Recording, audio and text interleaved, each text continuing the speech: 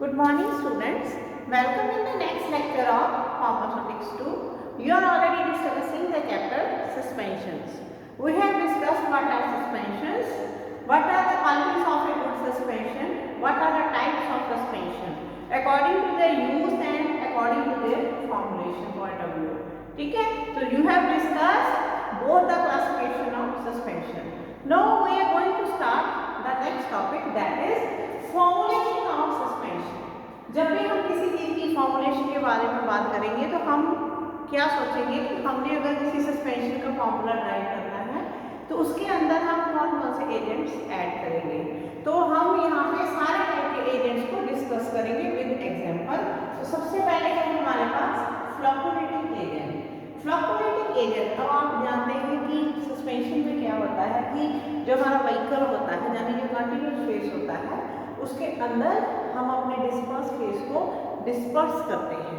ठीक है, जो हमारे सॉलिड पार्टिकल्स होते हैं, इनसॉल्युबल सॉलिड पार्टिकल्स, उनको हम डिस्पर्स करते हैं। तो हमें वहाँ पे क्या हमारा क्राइटेरिया होता है कि हम जो भी एजेंट इसके अंदर डालें वो उस फ्लक्चुएशन को या उस डिस्पर्शन को वो इम्प्रूव करे, फ्लक्चुएशन को मिनिमाइज करे और डिस्पर्शन को इम्प्रूव करे। तो इसके लिए हम मोस्टली क्या यूज करते हैं, कोई ना कोई हाइड्रोफिलिक कोलॉइड, प्रोटेक्टिव कोलॉइड या सरफेस एक्टिव एजेंट, वो हम इसके अंदर डालते हैं। वो कैसे काम करते हैं? They act by reducing surface tension. जो दोनों फेज के बीच की सरफेस टेंशन एडजस्ट करी होती है उसे वो रिड्यूस करते हैं by improving dispersion of solids and minimize fluctuations.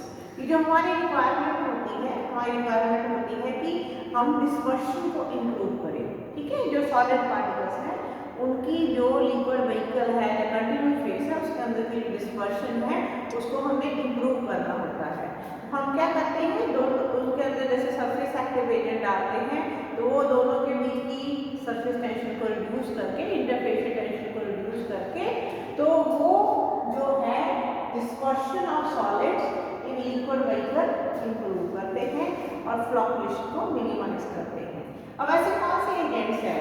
आप कॉमन यूज एजेंट्स जो है वो हैं सोडियम क्लोराइड सल्फेट, ट्वीन्स हैं, स्पैन हैं, कार्बोटैक्सिस हैं।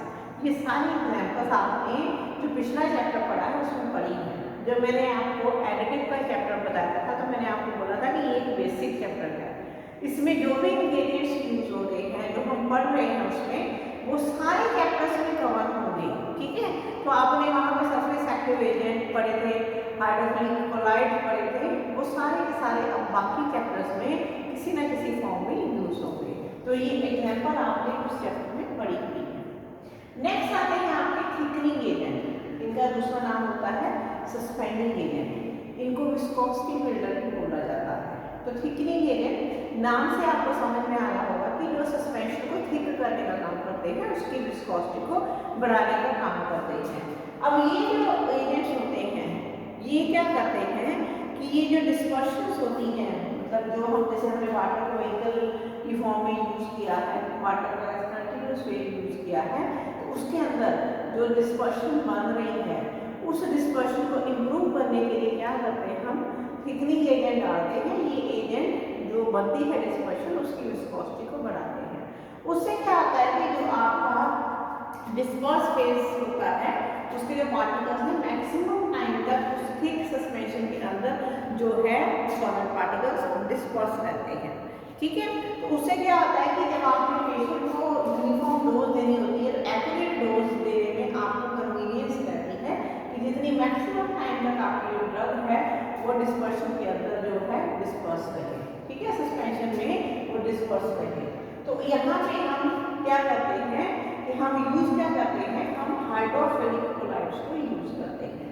ये हाई मॉलिक्यूलर वेट सब्सटेंसेस होते हैं। ये जो हाइड्रोफिलिक कोलॉइड्स होते हैं ये क्या करते हैं, they form colloidal dispersion with water. Water के साथ कोलॉइडल डिस्पर्शन जो है फॉर्म कर लेते हैं और उससे क्या होता है कि आपका जो कंटिन्यूस फेस होता है उसकी जो विस्कोसिटी है वो बढ़ जाती है और आप पेशेंट को कन्वीनियंटली जो है एक्यूरेट डोज जो है डिस्पेंस कर सकते हैं। ठीक है, अब इसकी एग्जांपल्स क्या हैं? इसमें सबसे फर्स्ट है पॉलीसैकेराइड्स। पॉलीसैकेराइड्स में आगे उसको हम फर्दर क्लासिफाई करते हैं according to the origin natural polysaccharides जो हमें नेचुरल सोर्सेज से मिलते हैं, प्लांट सोर्स से मिलते हैं। उसके एग्जाम्पल है गम अकेशिया। अब गम अकेशिया आप लोगों ने फर्स्ट ईयर में कोर्स में पढ़ा है, सेकेंड ईयर में इसको बार बार आप अलग अलग चैप्टर में पढ़ोगे। तो गम अकेशिया जो है बहुत अच्छा एक प्रोटेक्टिव क्लॉइड माना जाता है और बहुत अच्छा सस्पेंडिंग एजेंट माना जाता है। ठीक है, जिन मिक्सचर्स के अंदर हम रेजोनेंस टिंचर वगैरह डालते हैं वहाँ पे हम गम अकेशिया को काफ़ी ज़्यादा यूज़ करते हैं। बट गम अकेशिया ज़्यादा इफेक्टिव कैसे होता है जब आप यूज़ करते हो इसे as compound tragacanth powder. Compound tragacanth powder के फॉर्म में अगर आप इसको यूज़ करते हो तो ये ज़्यादा इफेक्टिव माना जाता है। ठीक है, अब ये जो कंपाउंड ट्रागाकान पाउडर आपने यूज़ करना होता है, इसे आप यूज़ करते हैं 2 ग्राम पर 100 ml ऑफ द प्रिपरेशन। जो भी आप मिक्सचर बना रहे हैं, सस्पेंशन बना रहे हैं, उसके 100 ml में आपने इसको जस्ट 2 ग्राम यूज़ करना होता है। और व्हीकल का क्राइटेरिया क्या होता है, व्हीकल अदर देन वाटर और क्लोरोफॉर्म वाटर, कि उस प्रिपरेशन में जो आप व्हीकल यूज़ कर रहे हैं वो वाटर या क्लोरोफॉर्म वाटर नहीं होना चाहिए। उसके अलावा जैसे पेपरमेंट वाटर है, सिनेमन वाटर है, डिल वाटर है, कोई और मतलब ऐसे कैम्फर वाटर है, ऐसा व्हीकल होना चाहिए। जो गम अकेशिया जो आप यूज़ करते हैं तो इसमें एक और चीज़ होती है कि जब भी आपने अकेशिया को यूज़ करना है, इसके अंदर एक एंजाइम होता है ऑक्सीडेज एंजाइम। तो ये जो एंजाइम होता है ये क्या करता है, जो रेडली ऑक्सीडाइजेबल मेडिकामेंट्स होती हैं तो उनको उनकी डिटोरिएशन कॉज कर देता है। इसलिए जब भी आप गम अकेशिया को यूज़ करेंगे एज सस्पेंडिंग एजेंट, आपको प्रिजर्वेटिव साथ में ऐड करना पड़ेगा। जैसे बेंजोइक एसिड है, पैरा एल्डिहाइड बेंजोइक एसिड है, sorry para hydroxy benzoic acid है। तो ऐसे में मतलब कोई ना कोई प्रिजर्वेटिव आपको डालना पड़ेगा। ठीक है, तो ये डाल के आप अपने सस्पेंशन को लंबे टाइम तक प्रिजर्व कर सकते हैं। सेकेंड इज, अच्छा जो कंपाउंड ट्रागाकान पाउडर है उसकी कंपोजिशन क्या है, उसकी कंपोजिशन आप लोगों ने प्रैक्टिकल का वीडियो भी देख लिया है, आपने प्रैक्टिकल लिख भी लिया है। अब तक 14 नंबर आपका जो प्रैक्टिकल था वो मैंने आपको बना के दिखाया था कंपाउंड ट्रागाकान पाउडर। उसमें क्या था, अकेशिया 20% था, ट्रागाकान 15, स्टार्च 20 और बाकी सुक्रोज। ये मैंने आपको प्रैक्टिकल में बना के दिखाया था। ये आपकी फाइल में प्रैक्टिकल नंबर 14 है, लास्ट वाला पाउडर है। ठीक है, ये उसकी कंपोजिशन। अब नेक्स्ट आता है ट्रागाकान। ट्रागाकान ये भी आप जानते हैं नेचुरल ओरिजिन का है, इसको भी आपने कोर्स में डिटेल में पढ़ा है। ट्रागाकान को अकेशिया के कंपैरेटिवली बेटर थिकनिंग एजेंट माना जाता है। ठीक है, क्योंकि ट्रागाकान जो है दोनों फॉर्म्स में यूज होता है। ये एज कंपाउंड ट्रागाकान पाउडर भी यूज होता है और एज ट्रागाकान म्यूसिलेज भी यूज होता है। ठीक है, ट्रागाकान का वाटर में म्यूसिलेज बना के उसको थिकनिंग एजेंट यूज कर सकते हैं। जो ट्रागाकान म्यूसिलेज होता है, ट्रागाकान म्यूसिलेज आपने कहाँ भी यूज करना है, जब आपका जो व्हीकल होगा वो वाटर होगा, जहाँ क्लोरोफॉर्म वाटर होगा। और ट्रागाकान म्यूसिलेज आपने कितना यूज करना होता है, 1/4 of total volume of the preparation. जैसे मान लो आप 100 ml सस्पेंशन का मिक्सचर बना रहे हैं, उसमें आपने 25 ml ट्रागाकान म्यूसिलेज को आपने यूज करना होता है। Third is starch. स्टार्च भी जो है वो विस्कस जो म्यूसिलेज प्रोवाइड करता है वाटर के अंदर, अगर आप उसको डालते हैं तो वो भी जो है जो एक म्यूसिलेज बनाता है, इसलिए उसको भी हम सस्पेंडिंग एजेंट यूज कर सकते हैं। बट कम यूज होता है, मोस्टली वो यूज होता है in the form of ingredient of compound tragacanth powder. मतलब ऐसा स्टार्च हम यूज करते हैं, उसको हम ingredient of compound tragacanth powder की फॉर्म में ज़्यादा यूज करते हैं। Fourth is sodium alginate. Sodium alginate ये भी नेचुरल ओरिजिन की प्रोडक्ट है। ये भी जब आप वाटर के अंदर डिसॉल्व करते हो तो ये भी विस्कस सोल्यूशन बनाता है। तो इसका 1% सोल्यूशन जो है वो एज सस्पेंडिंग एजेंट जो है एक्ट करता है। ठीक है, और ये ट्रागाकान म्यूसिलेज जितना ही विस्कस होता है, 1% सोल्यूशन। तो ये हो गए आपके कौन से नेचुरल ओरिजिन के, इसमें आपने 4 किए हैं, गम अकेशिया, ट्रागाकान, स्टार्च और sodium alginate. Semi means half natural half synthetic. इसकी एग्जांपल है मिथाइल सेलुलोज। अब ये सेलुलोज डेरिवेटिव है, सेलुलोज आपको पता है प्लांट से मिलता है, और मिथाइल सेलुलोज यानी उसका डेरिवेटिव है। तो ये हम यूज करते हैं इन द कंसंट्रेशन 0.5 से लेकर 2%। 0.5 से लेकर 2% तक एज थिकनिंग एजेंट आप इसको यूज करते हो। एक्सटर्नल और इंटरनल दोनों प्रिपरेशन में आप इसको यूज कर सकते हो। नेक्स्ट डेरिवेटिव है सोडियम कार्बोक्सी मिथाइल सेलुलोज। ठीक है, ये भी सेलुलोज का डेरिवेटिव है। तो ये आप यूज करते हो इन द कंसंट्रेशन 0.25 to 1.0%। ठीक है, तो इसको भी आप इस कंसंट्रेशन में यूज करते हो। ये ओरल, एक्सटर्नल और पेरेंटल तीनों तरह की प्रिपरेशन में इसको आप यूज कर सकते हो। उसके बाद है micro crystalline cellulose. Micro crystalline cellulose MCC, ये कहाँ से मिलता है आपको? ये वुड के सेलुलोज, जो प्लांट की वुड होती है उसके सेलुलोज को निकाल के उसका एसिड हाइड्रोलिसिस किया जाता है और उससे ये आपको ऑब्टेन होता है। ठीक है, तो ये भी वाटर के अंदर क्लोराइडल डिस्पर्शन फॉर्म करता है, इसलिए इसको भी आप सस्पेंडिंग एजेंट यूज करते हैं। तो ये हो गए आपके कौन से फर्स्ट क्लासिफिकेशन पॉलीसैकेराइड।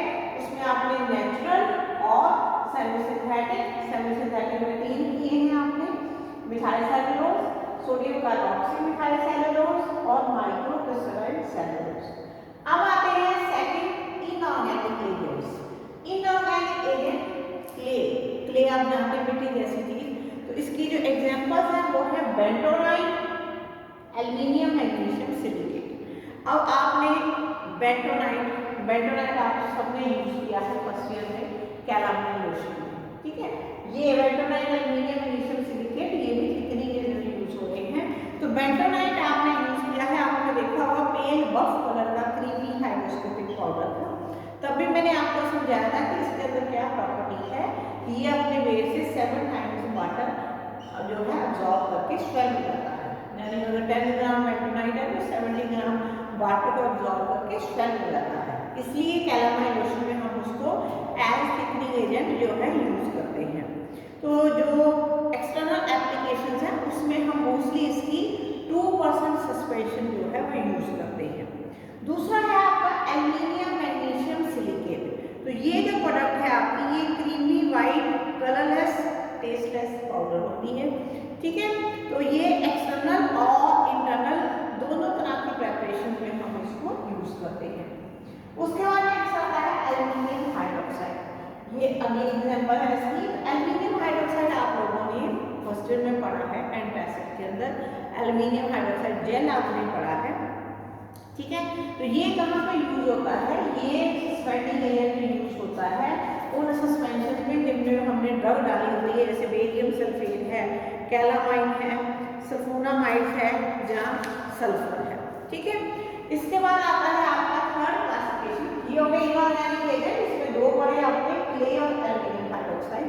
क्ले के अंदर 2 पढ़े हैं, bentonite, aluminium magnesium sulphate, sorry silicate.